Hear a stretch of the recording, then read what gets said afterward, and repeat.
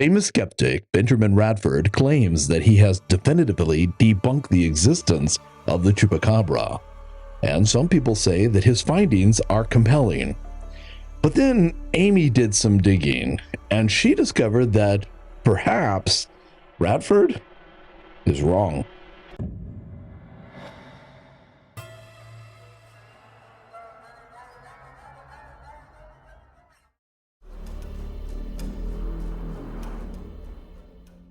Hello, and welcome to R.O.P.E. It's not quite human, and it's not an animal. It hides in rural areas, and it only comes out at night, attacking farm animals and sometimes people. It stands just under 5 foot tall with spindly arms and legs, and it has a huge head. They say that it can hypnotize with its eyes, paralyzing its victim as it attacks or runs off. And as far as cryptids go, well, it's the new kid on the block. And according to people like Benjamin Radford, the fact that it is brand new all but strips away any possibility that this cryptid could actually be real. In this video, we're going to consider the possibility that the Chupacabra just might exist. And to do this, we're actually going to be examining the reason why Benjamin Radford says that it can't. We'll zero in and describe the one chilling event and surrounding circumstances that Radford uses to defend his theory. Then we're going to look at some other evidence that Radford seemingly overlooked. And finally, we'll share the story of Jorge Martin and why it just might not be a good idea to go Chupacabra hunting. Then stay with us for our Fact or Fiction section. There, I'm going to give my thoughts on this report, and then Amy is going to come on, and she's going to share scientific findings from animal carcasses that were supposedly mutilated by the Chupacabra, and what she found out is interesting. So, this report begins 30 years ago on a bright sunny afternoon in the home of Madelyne Tolentino.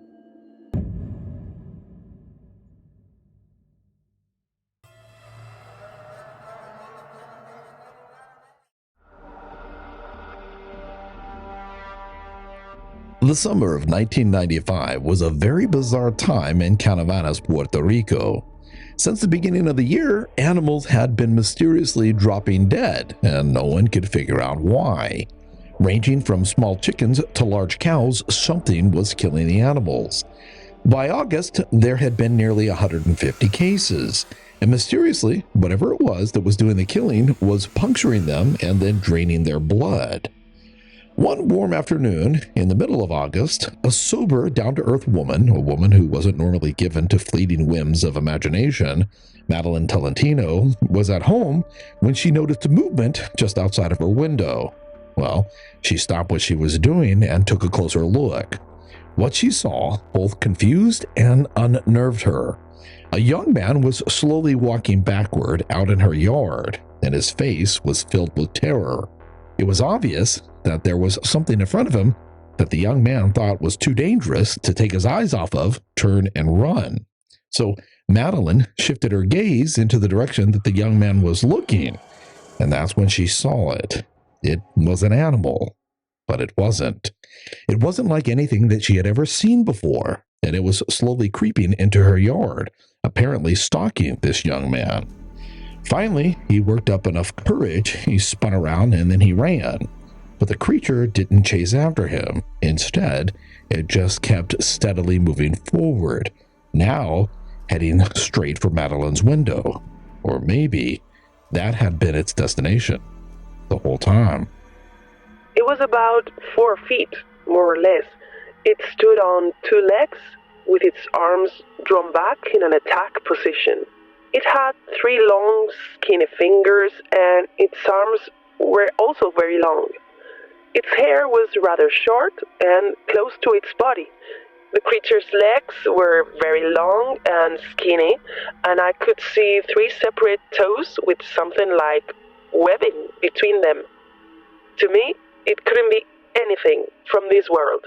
Madelyne said that it was multicolored, from dark brown to ash gray, and it looked like it just might have been in a fire or something because it was pinkish purple in places. She said that its most terrifying feature was its eyes. They were huge. They ran up the sides of the creature's face, and they came to a point. And when the creature moved, she said that they shimmied in such a way that made her think of gelatin. Once she caught a glimpse of the eyes, well, that's when her state completely changed. She was somehow drawn deeper into the moment, and she was only able to focus on the creature's eyes hypnotically. She said that she was still terrified, but now it was a struggle to look away, which she finally did. She turned her head and screamed for her mother. The scream was loud and ear-piercing, but the creature didn't flinch or in any other way acknowledge the scream. It just kept steadily moving toward the window. A moment later, Madelyne's mother was at the window looking at the creature, and she later said that she could see that there were copper-colored spikes run down the creature's back. Both ladies said that its creeping movements came in a series of strange tiny hops, where its whole body moved at once. Shortly after Madelyne's mother came to the window, the creature stopped its approach, pondered for a second, and then suddenly ran off. Miss Tolentino's husband and several neighbors chased after it, but the creature was nowhere to be found. This very detailed account, believe it or not, is much of the evidence that Benjamin Radford uses to debunk the Chupacabra. He says that the Chupacabra first made its appearance with Madelyne's encounter, and that no other cryptid just suddenly and spontaneously appears on the timeline from nowhere. He points to the fact that sightings of Bigfoot, the Loch Ness Monster, and other cryptids date back hundreds and probably thousands of years. He also notes that the movie Species was released in Puerto Rico on July 7, 1995, and that's just over a month before Madelyne claims that she saw this creature. According to Radford, Madelyne's description of this strange creature exactly matches the description of seal from the movie Species. And since Madelyne was the very first to see and describe this creature, well, voila, the case is solved right then and there with Madelyne. The Chupacabra is at best Madelyne's imagination playing tricks on her after she saw the movie, and at worst, it's an outright lie using seal from Species as her model. But what if Radford is wrong? What if the Chupacabra didn't just suddenly appear on the timeline with the Madelyne Tolentino case? What if there is evidence of the Chupacabra's existence dating back 10 or even 20 years earlier? Well, maybe there is.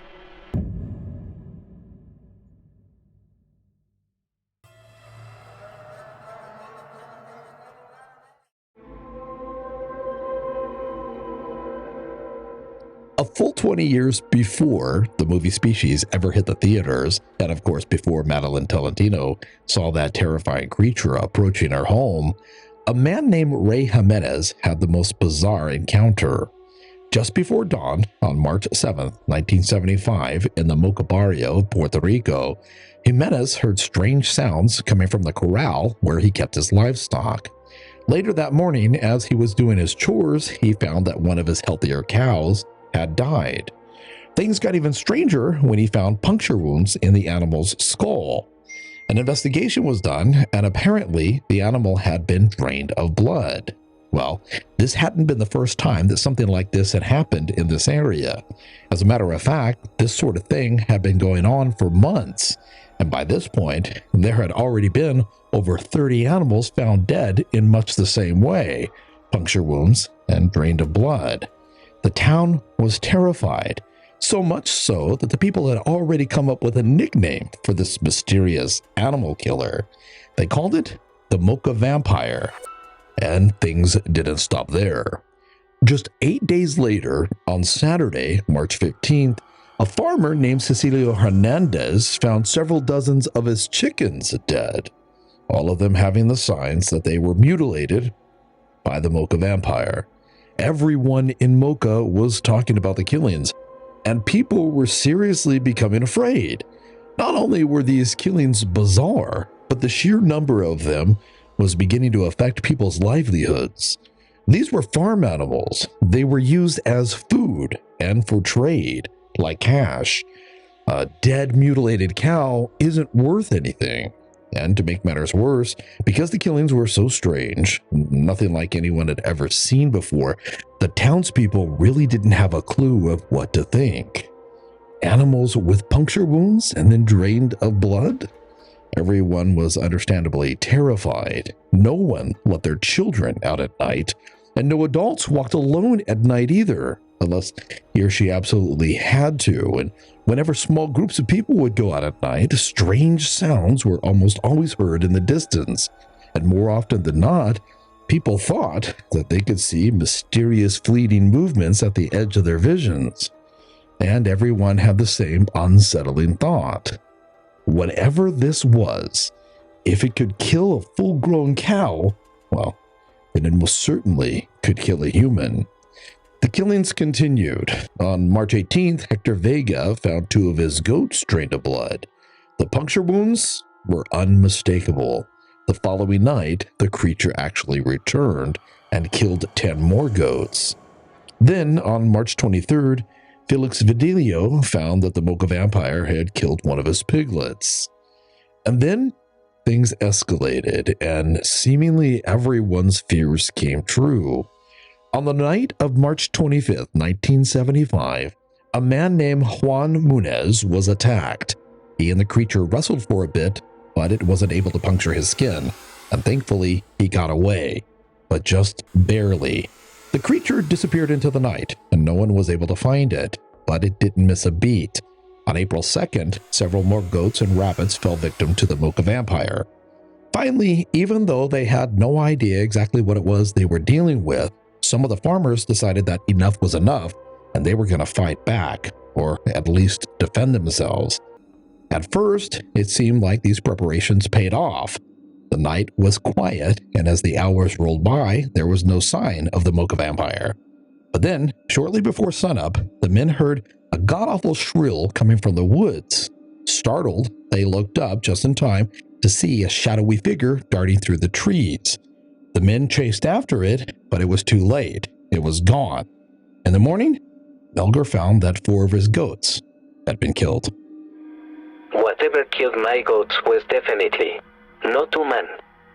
I don't believe in vampires, of course, but I really can't say what type of a creature killed them. These animal mutilations continued, and they all happened the same way, with those strange puncture marks and the animals being drained of blood. Things got so bad that on April 9th, the editorial section of the El Mundo newspaper called on the government for help. In the meantime, these mutilations continued. Soon, April passed, and then May, and then June, and all the while, these animals just continually turned up dead. But then, for some reason, right in the middle of July, the killings just stopped. But not forever. As we saw in the last segment, the same exact thing happened 20 years later, in the middle of the 90s. And although Benjamin Radford claims that Madelyne was the first to see this strange creature appear in the 90s, well, even that isn't entirely correct.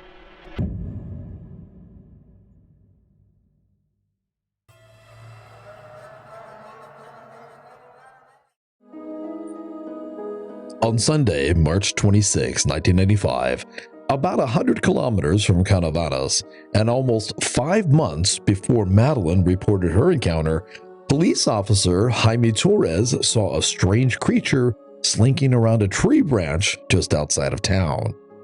Along with the unexplained animal mutilations that had been going on in the area, many people had also reported seeing strange lights in the sky.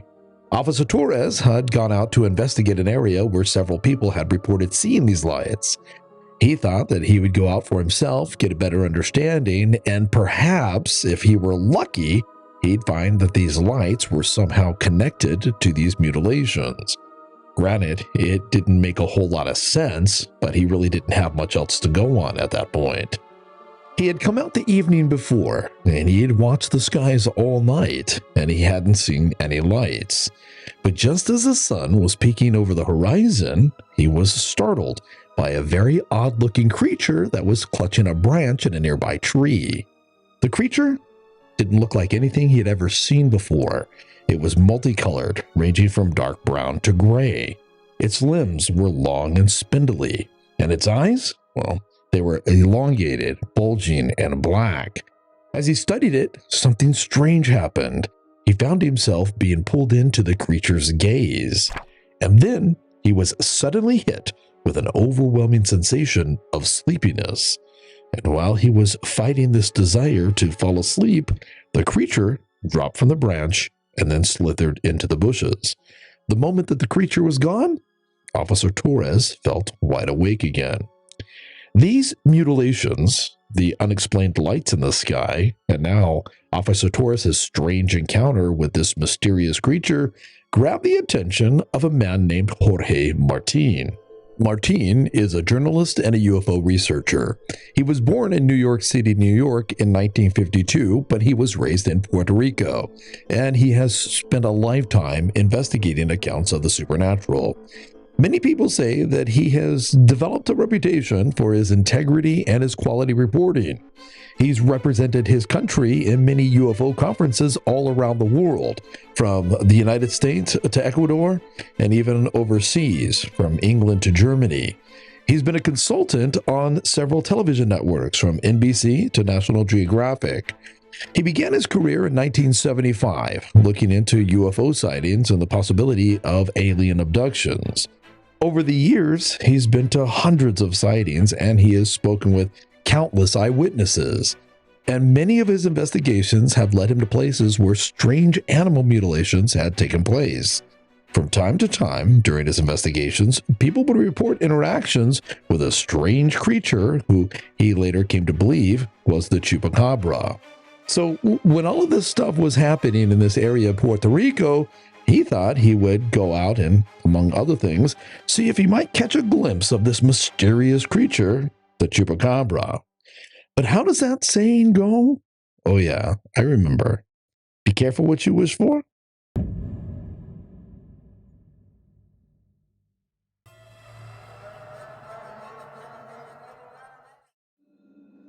Paranormal researcher Jorge Martin came out to the area and he started interviewing people.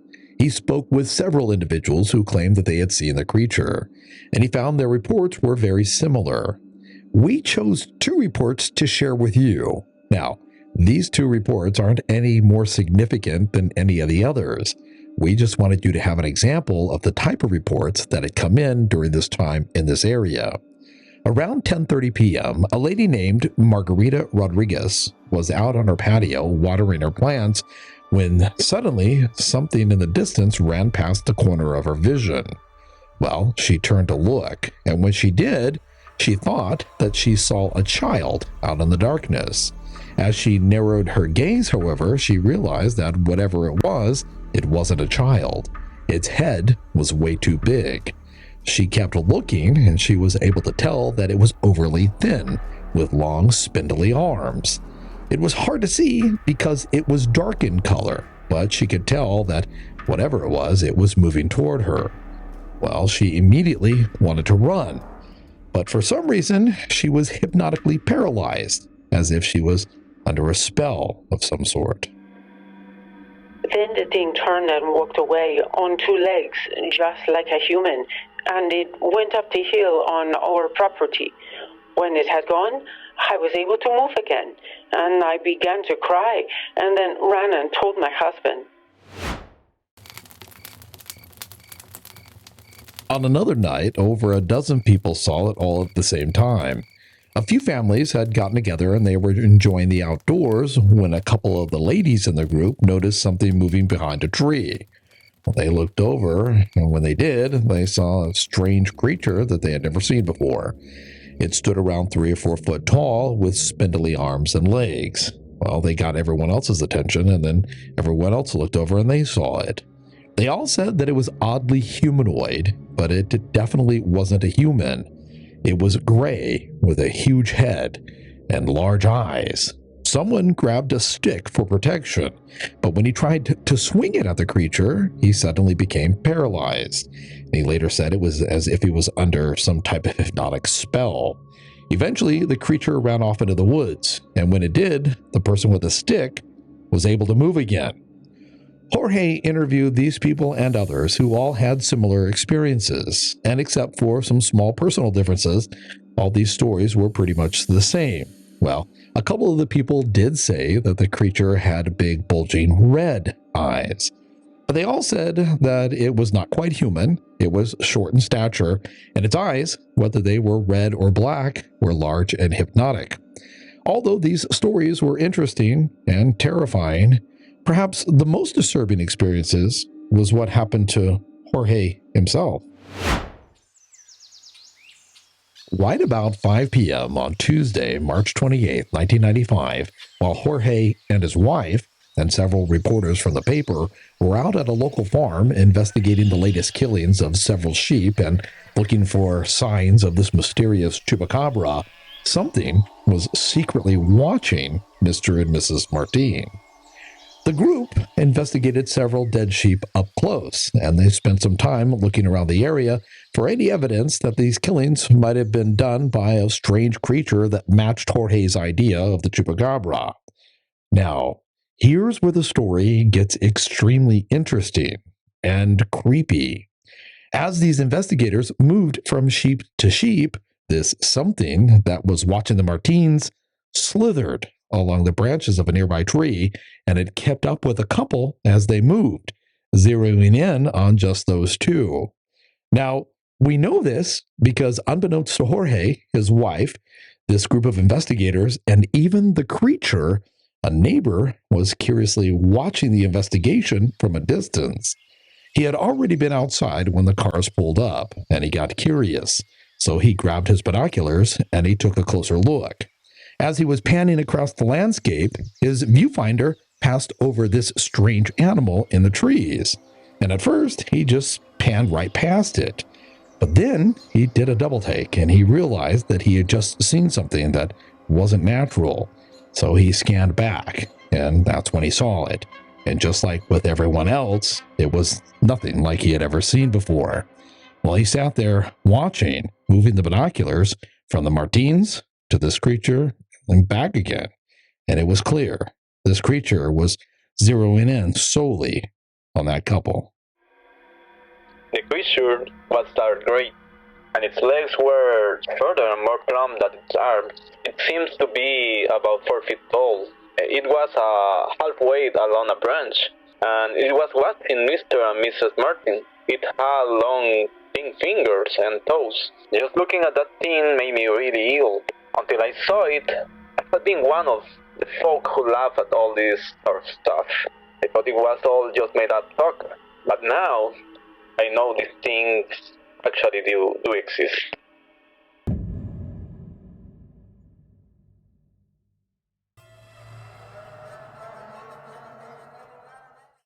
El Chupacabra. So, what do we make of this report?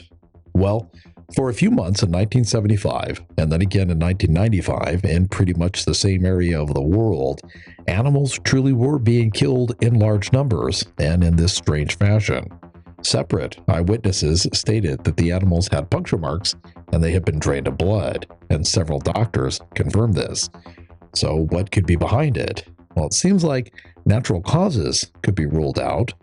The puncture marks were just too precise. No one ever caught a hoaxer either, and people were looking. Besides, several credible people came forward and said that they saw this creature. Don't forget, Jaimie Torres was a police officer. He was a person who had a reputation to think about, and when he was grilled, he stuck to his story. Benjamin Radford claims that there is no such thing as the Chupacabra because it just showed up out of nowhere in 1995. He seems to have completely missed the fact that the exact same thing happened around 20 years earlier in the exact same area. Jorge Martin says that his research strongly suggests that the Chupacabra is alien-related. He also notes that the alien presence just began last century, and if the two are related, well, it would only make sense that the Chupacabra would show up around the same time. Some doctors examined the carcass of some of these animals, and Amy got her hands on some of the findings. So what did you find out about the Chupacabra? Well, I found some really interesting stuff about the scientific studies that were done on these animal carcasses at the time in Puerto Rico. Yeah.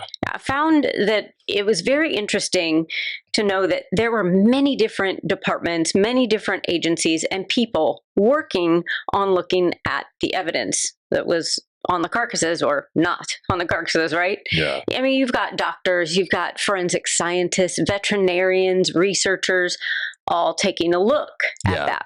Well, the, I guess, narrative of the day was there's nothing strange, nothing anomalous about these animal killings. It's just normal predation. It's wild dogs, it's feral monkeys, nothing to worry about. Right. So what do you mean by the narrative? Like, was that like the talk among everyone, or is that like some kind of an official, no, nothing to see here, move along? Right. That was the official stance taken.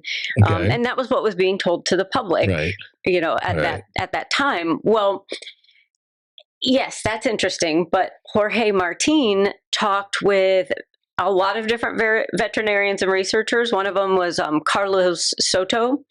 And after talking with them, Jorge wrote a report. I'd like to read a little bit of it because it's fascinating. Sure. Okay, great. Definitely.